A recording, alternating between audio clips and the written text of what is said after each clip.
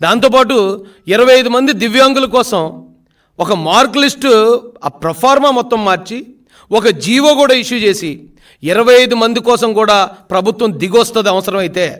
ఈ రాష్ట్రంలో ఉన్న ప్రతి ఒక్క ప్రాణం, ప్రతి ఒక్క జీవితం ఈ తెలుగుదేశం కూటమి ప్రభుత్వానికి ఇంపార్టెంటే అని నారా లోకేష్ గారు తెలియజేశారు. 25 కాదండి, కేవలం కువైట్లో ఒకే ఒక్కడు అక్కడ బాధలు పడుతుంటే ఆ బాధలు చూసి చలించిపోయిన లోకేష్ గారు ఒక్క కుటుంబం కోసం, ఒక్క వ్యక్తి కోసం కూడా ముందుకొచ్చాడు.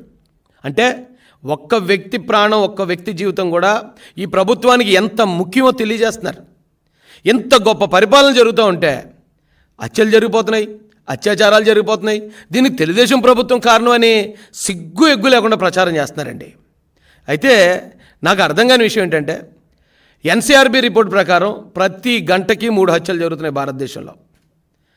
ఎన్సీఆర్బీ రిపోర్ట్ ప్రకారం దాదాపు 28,000 హత్యలు జరుగుతున్నాయి ఒక సంవత్సరానికి మన దేశంలో. నేరాలు జరుగుతాయి. అయితే నేరాలు జరుగుతాయి, ఎప్పుడు జరిగే నేరాలే కదా, మరి వైసీపీ హయాంలో జరిగిన నేరాలకి మీరెందుకు అంతలా గోల్ చేశారని అడగొచ్చు మీరు.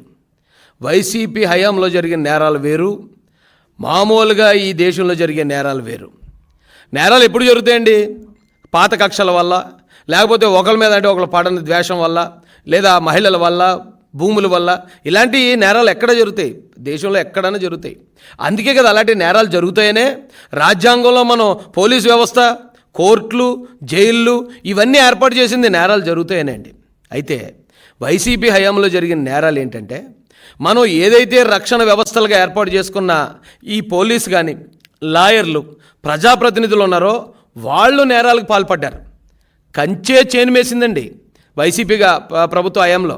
కానీ ఇక్కడ వచ్చేటప్పటికి ఫేక్ ప్రచారాలు. ఆ మార్గాన్ని భరత్ అనే ఒక రీల్ స్టార్ ఉన్నాడు రాజమండ్రిలో.